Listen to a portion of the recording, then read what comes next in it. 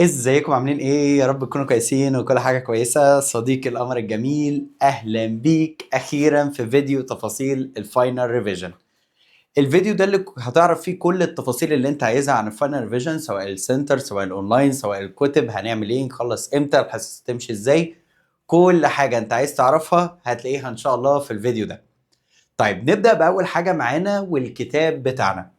الكتاب بتاعنا هيكون موجود ان شاء الله في كل الاماكن والسناتر من يوم الاحد، وهو بقى متاح دلوقتي للشحن على بوك ستور. هسيب لك اللينك بتاعه موجود في اول كومنت. الكتاب هيكون فيه ايه؟ الكتاب هيكون فيه شرح وحل وامتحانات. في البداية كده الشرح، في ناس منكم كتير كانت مراكمة وفي اللي مش مظبط حاجات، فانا حاطط لك كل الشرح، شارح لك الكلام وكمان شارحه لك بالعربي. يعني عشان لو في حاجة انت مش فاهمها، مجرد بس ان انت تقراها ترجع تفتكرها على طول. وكاتب لك مهارات وخطط الحل والنوتس اللي انا كنت عمال اقولها في كل الاسئلة على مدار السنة، مجمعها لك كلها في اجزاء الشرح، وحاطط لك المسائل بالاجابة بالستبس بنفس الستبس اللي انت هتشوفها في المراجعات. وبعد كده هتلاقي على كل تشابتر، احنا عندنا 3 تشابترز، هتلاقي على كل تشابتر فيهم هتلاقي حوالي من رينج من 50 ل 100 سؤال، اللي هم البهاريز يعني بتاعت التشابتر كلها. هنبتدي ان احنا نحلهم مع بعض واحده واحده ونظبطهم. دول مش الواجب، ده مش الواجب. هنقعد احنا برضو في الحصه نظبطهم مع بعض، يعني احنا هنشرح ونحل ونظبط لك كل حاجه. وبعد كده ان شاء الله بعد الثلاث حصص سايب لك بقى، انا لسه هتكلم في موضوع الحصص ده، سايب لك في الاخر بقى امتحانات شامله علشان تتست نفسك. طيب احنا حاطين في الكتاب 3 امتحانات شامله. طيب لو انت عوزت اكتر، يعني انت وصلت لمرحله ان انا خلصت ال3 دول وهاتولي امتحانات تانية، في امتحانات تانية هنبعتها لكم PDF اكسترا. لما ان شاء الله تخلص كل الاسئله اللي هنا ان شاء الله على خير وسلام، يعني تقدر ان انت تحل امتحانات اكتر. الكتاب كله مع بعضه هو الشرح بالحل بكل حاجه، ومش هتحتاج حاجه تاني. طب تعالى بقى لسيستم الحصص. الحصص هتمشي ازاي؟ سواء انت طالب سنتر او اونلاين، انا هشرح كل حاجه هنا مره واحده. احنا عندنا كام حصه؟ عندنا 4 حصص. المراجعات بتبدأ من امتى؟ من يوم 21/12 اللي هو الحد. يعني المجموعة بتاعت ليرن الدق بكرة دي مش مراجعة، دي الحصة الأخيرة لسه في المنهج. احنا أسبوعنا ومراجعاتنا سواء سنتر أو أونلاين تبدأ من يوم الحد 21/12. يعني ما فيش مراجعات يوم السبت، ما فيش مراجعات يوم السبت، المراجعات لسه هتبدأ من يوم الحد. السبت ده نهايه الاسبوع. تقول لي هو حد بينتهي الاسبوع بالسبت؟ مالكش دعوه، انا اسبوعي بيبدا حد ينتهي سبت، مالكش انت دعوه. ماشي خلاص.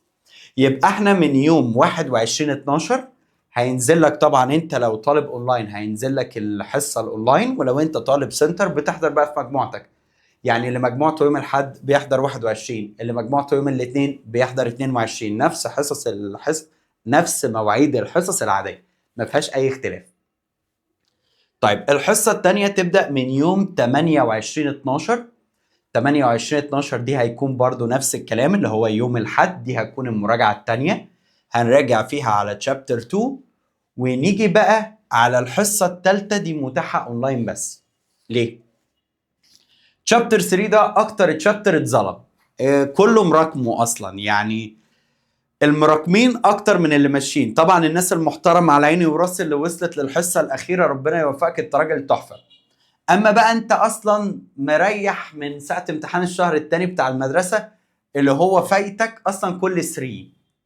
ف3 ده محتاج يكون فيه شرح تفصيل تفصيل تفصيل. وفي نفس الوقت هيكون في مشاكل، لان الفتره دي اللي هي من يوم 4 دي الاعياد بقى، واللي عنده امتحانات هاي ليفل والكلام ده كله. فاحنا عايزين كل الناس تستفاد بيها، وفي نفس الوقت ما نسيبش فتفوته. فدي ممكن تكون طويلة سنة، دول مش طوال، دي طويلة سنة، لأن دي أكتر حاجة اتراكمت سنة. أنا ماشية سنة بس دي أكتر حاجة فيهم اتراكمت. فدي هتكون متاحة أونلاين بس، عشان برضو تنزل من يوم 1/4. فأنت ما تستناش بقى ميعاد مجموعتك، لأن آخر مجموعة هتتظلم هتبقى يوم 9/1 اللي هو أصلا يوم 10 ده العربي. فآخر مجموعة دي حرام يعني، اتداس على وشها. فاحنا مخلينها اونلاين بس من يوم 4/1، تنزلك الحصة كاملة تتفرج عليها، خلصت انا زي الفل. تبتدي بقى تحل امتحانات. ما انت خلصت ده وده وده، يلا بقى عايزين نحل امتحانات.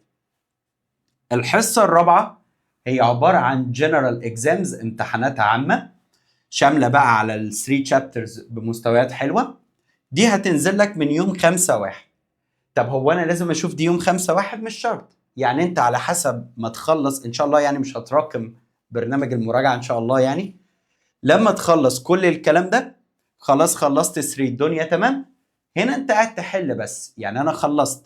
ممكن بقى كل يوم تعدي على امتحان تبص عليه، على قد ما تقدر تحل امتحانات هي اللي بتثبت المعلومة. وده يكون برنامج المراجعة بتاعنا. يبقى أول حصتين عادي في منهم سنتر وأونلاين، مفيش مشكلة. التالتة والرابعة هما أونلاين بس لكل الناس. طيب نيجي بقى على إزاي بتجيب الحصص سواء سنتر أو أونلاين. طيب تعالى بقى أقول لك لو أنت سنتر بتعمل إيه ولو أنت أونلاين بتعمل إيه. طيب لو أنت سنتر بتاخد كارت مكتوب عليه اسم السنتر. هو أنت لازم تحضر، لو هتحضر يعني سنتر لازم تحضر في اسم السنتر اللي أنت حاجز منه. هنا هنكتب اسمك ورقم موبايلك عادي، ما تقلقش من الحاجات دي. هتلاقي مكتوب عندك الاربع حصص بتوعك 1 2 3 4. طيب انت بتعمل ايه؟ انت دلوقتي معاك الباكج، بتجيلنا عادي في السنتر. الاسيستنت بتوعنا احنا، مالكش دعوه بتوع السنتر. الاسيستنت بتوعنا احنا هم اللي بيفتحوا لك الحصص الاونلاين.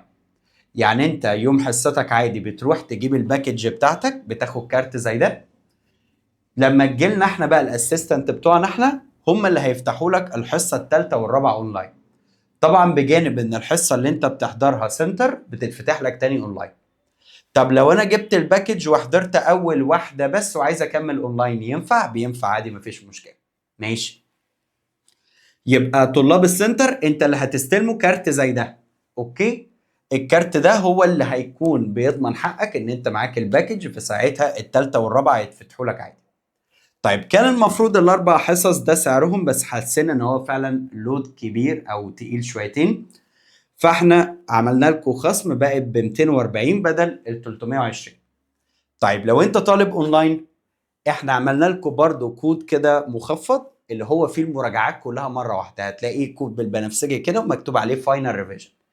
تقولي طب انا معايا اكواب من اللي هي اللي بالاورنج دي بتفتح بالحصه. لو انت عايز تشتري بالحصه مفيش مشكله. لو انت عايز تشتري الباكج كلها على بعضها هتلاقيه كوب بنفسجي برضه، هو بنفس السعر، بدل ال 320 خليناه ب 240. يعني هنا كأن في حصة هدية وهنا كأن في حصة هدية اللي هي بتاعت حل الامتحان. طبعا كل ده بخلاف بقى ان شاء الله ليلة الامتحان اللي هتكون على اليوتيوب، اللي هتكون برضه مراجعة سريعة شاملة كده على كل حاجة في المنهج. وبس كده، دي كل التفاصيل اللي اقدر اقولها لك في المراجعات.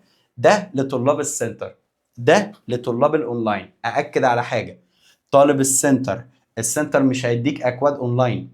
يعني انت الحصتين دول مكتوبين اونلاين بس هو مش هيدي لك كود، احنا اللي بنفتحهم لك. لو انت مش عارف بيتفتحوا ازاي او طالب جديد، عادي تنورنا والاسيستنت هيعملوا لك اكونت ويفتحوا لك كل حاجه، ما تقلقش من اي حاجه. ولو انت طالب جديد معانا حابب ان انت تحضر اونلاين، هنسيب لك تحت في الديسكريبشن ازاي بتعمل اكونت وبتجيب منين الاكواد وتقدر ان انت تشترك معانا. وبس كده يا صديقي، هنبدأ مع بعضينا من يوم الحد. اشوفك على خير ان شاء الله.